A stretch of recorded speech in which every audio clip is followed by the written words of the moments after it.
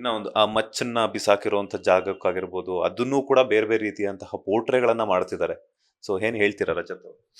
ಏನ್ ಸರ್ ನಗು ಬರುತ್ತಷ್ಟೇ. ನಾವ್ ಎಲ್ಲೋ ಶೂಟಿಂಗ್ ಮುಗಿಸ್ಕೊಂಡು ಅದು ವೇಸ್ಟ್ನ ಮುರಿದು ಬಿಸಾಕಿರೋದನ್ನ ರೇಣುಕಾ ಸ್ವಾಮಿ ಕನೆಕ್ಟ್ ಮಾಡ್ತಾರದು, ದರ್ಶನ್ ಸರ್ ಕನೆಕ್ಟ್ ಮಾಡ್ತಾರೆ. I am no wear related.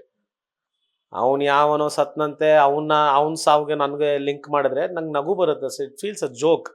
ಯಾಕಂದ್ರೆ ಪಾಪ ಪ್ರತಿ ಸತಿ ಅವ್ರನ್ನ ಎಳಿಯೋದು ಇವ್ರನ್ನ ಎಳಿಯೋದು ಬೇಡ.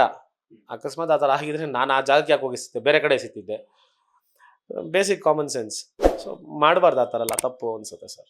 ಇನ್ನ ಒಂದು ಆ ಮಚ್ಚನ್ನ ಬಿಸಾಕಿರುವಂತ ಜಾಗಕ್ಕಾಗಿರ್ಬೋದು, ಅದನ್ನೂ ಕೂಡ ಬೇರೆ ಬೇರೆ ರೀತಿಯಂತಹ ಪೋರ್ಟ್ರೇಗಳನ್ನ ಮಾಡ್ತಿದ್ದಾರೆ.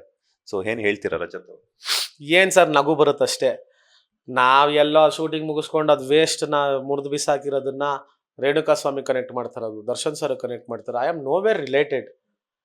ಅವನು ಯಾವನೋ ಸತ್ನಂತೆ ಅವನ ಸಾವಿಗೆ ನನಗೆ ಲಿಂಕ್ ಮಾಡಿದ್ರೆ ನಂಗೆ ನಗು ಬರುತ್ತೆ. It feels a joke. ಯಾಕಂದ್ರೆ ಪಾಪ ಪ್ರತಿ ಸತಿ ಅವ್ರನ್ನ ಎಳಿಯೋದು ಇವ್ರನ್ನ ಎಳಿಯೋದು ಬೇಡ.